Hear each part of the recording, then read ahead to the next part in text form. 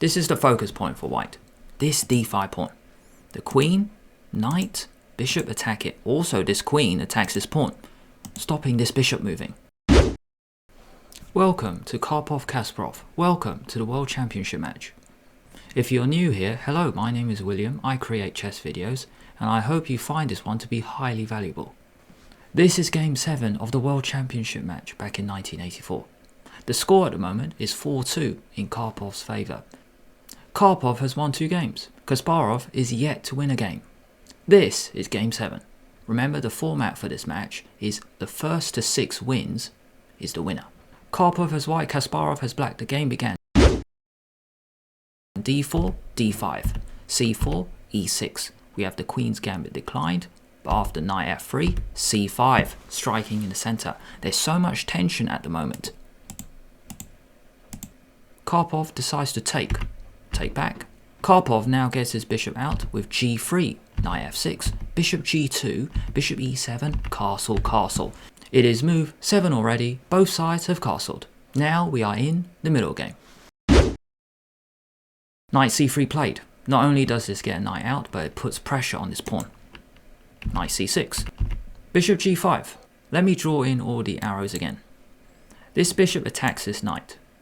White might deliberately give it up, because then we have a knight and a queen attacking this pawn. Once this pawn gets out of the way. Bishop g5. Kasparov takes in the center. Take.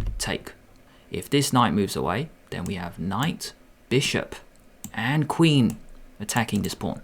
Once bishop takes, knight is played. h6. Even though Kasparov kicks this bishop, Karpov doesn't actually get rid of this knight yet. Because if you do this, there is no time to take this pawn. Because bishop will take the knight. Karpov retreats the bishop. Bishops look very well placed. Couple of bishops slicing the board. Rook e8. Putting a rook on a half open file. Once this bishop gets out of the way. Queen b3. This is the focus point for white. This d5 pawn. The queen, knight, bishop attack it. Also this queen attacks this pawn, stopping this bishop moving. Kasparov now attacks the queen with knight a5, forcing the queen back to c2. Bishop comes out to g4, attacking this pawn, but now this rook can come in the game. Facing the queen, which is on the open file. Knight f5. Queen defends knight. A knight on this square looks amazing. It's controlling so many squares. It attacks the bishop, it attacks this pawn. Black could get rid of it by playing this move, but then it gets the queen in the game. Kasparov chose something else. After knight f5, he just put his rook on the open file, potentially facing the queen. Check.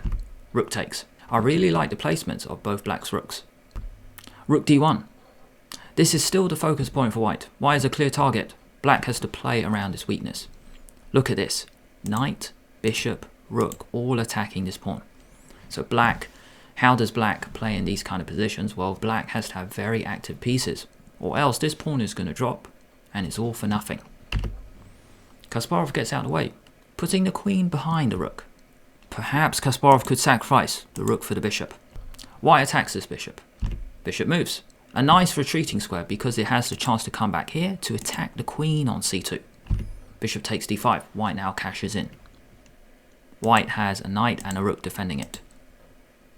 Bishop g6 attacking the queen. The queen moves to c1, defending the bishop. Not giving black any chance to sacrifice now. Knight takes d5, rook takes d5, attacking the knight on the edge. The knight comes back in the game with knight c4, attacking this bishop. The bishop parks itself on a perfect central square, bishop d4. Notice, this rook cannot take this because there's a knight defending. Rook c7. Black decides to double his rooks on this file. b3, kicking this knight away. Knight b6, attacking the rook. Rook e5. Bishop supports the rook, which attacks the queen. The queen goes to d7. Black has played a double attack, attacking the queen and the pawn. Queen e3, centralizing the queen, defending bishop and rook. This is one tip in the middle game. If you don't know what to do, just make sure All your pieces protect each other. Look at the harmony among all of white's pieces. Let me draw in these arrows again. Queen defends bishop, which defends rook. Bishop defends knight. Queen defends knight. It's just time to get this rook in the game. And all of the pawns, I mean, they just defend each other, really. f6. At the moment, Garry does not take this pawn because this bishop is so strong. So he plays f6. Not only does it block the power of this bishop, it attacks the rook. The rook moves to c5. A good move from Karpov because black has two rooks. Both of black's rooks are more powerful than white's. So white offers a trade with rook c5. Take, take, then queen takes pawn. Rook d1. Rooks belong on open files. h5. Planning to go h4, trying to break open white's structure. White now plays a really cool move. Maybe Garry did not expect this, because it doesn't look possible straight away. Rook d4. Let me draw in all the arrows. The reason this move is so good is because you cannot push the pawn. You cannot play this because rook d8, check, and then you take the rook. So if you take the bishop, check, king moves, and then you drop your rook. Rook d4 is an amazing rook lift, a defensive move. Based on a tactic, you cannot take this bishop. So amazing from white. Knight d7, retreating the knight and attacking the bishop. By the way, you can't play rook takes knight because the queen is here defending it. Bishop comes into d6. Perfect bishop. It was on d4, now it's right in the position on d6. Controlling all these squares. Not only is it an attacker, it's a very important defender, defending his pawn. I know it's got defense already, but it can never hurt to defend another pawn or piece one more time. Bishop f7, retreating the bishop. Perhaps planning to go g5? No, it's to guard this square. Kasparov knows white is going to put his knight in the center with knight d5. That's why this bishop move was played, to get rid of this knight. Let me draw in all these arrows again. If we look at all this, the first thing is rook c1 is not checkmate because there's a queen there. That is absolutely vital. This is why white can put his knight in the middle. And if we consider the placement of all these pieces, rook, knight, bishop, right in the middle of the board, controlling so many squares. If you don't take the knight, by the way, knight e7 check will win the rook. There continues to be a lot of harmony among all the white pieces. This knight is so dangerous. Garry takes it off. Take, take. Rook now attacks this pawn. Queen, more importantly, attacks this pawn. That's why black now played a6. Bishop retreats.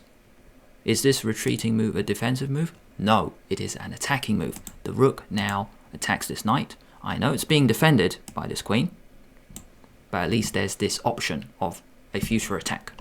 Knight f8, guarding these two squares. No check is possible from the queen. Queen d3, really cool harmony. This bishop retreating move was so good from white because it gives white the chance to move the queen. This bishop covers this square, there is no checkmate. So I really like the way Karpov has organized his pieces against Garry. Queen g4, getting the queen back in the game. The queen is doing nothing on this square. f3, attacking the queen.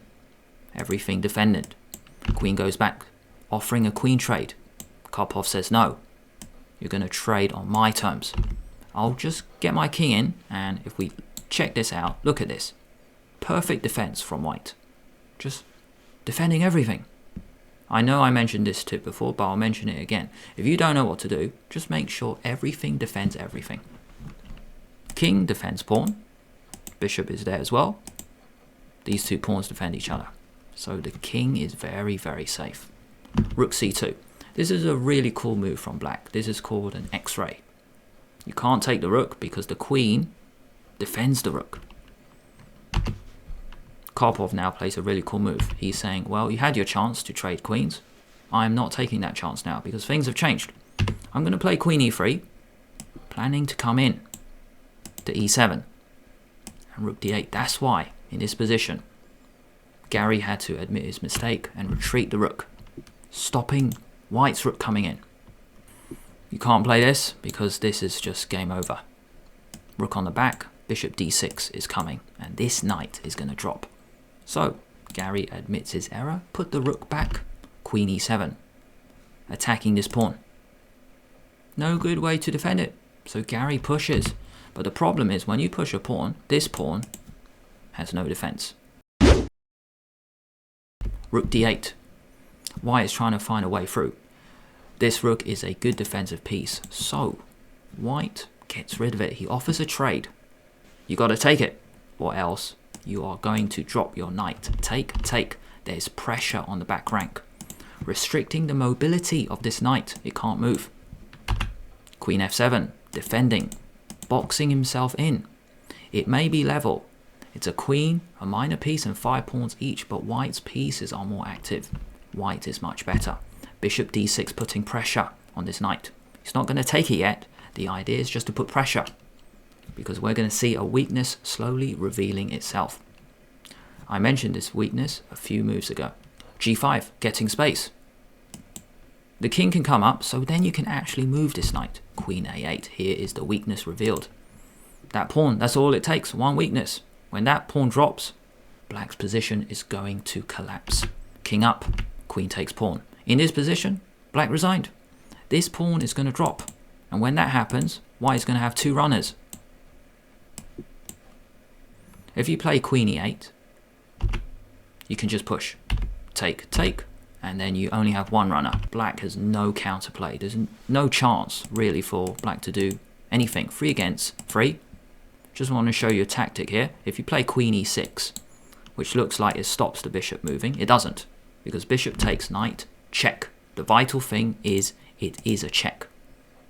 And you're going to drop your queen if you take the bishop. So the best move is actually king f7, just to defend the queen, but this is all over. Take, and you're a bishop, and you're a pawn down. White can just go a4, game over.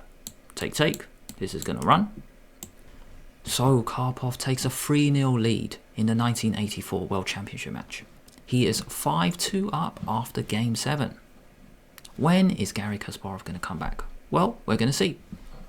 Thanks a lot for watching all the way until the end. If you enjoyed this video, why not give it a like and subscribe to the channel at the same time, so then you can see more Karpov-Kasparov videos. If you press the bell, that means YouTube will let you know when I release a new video.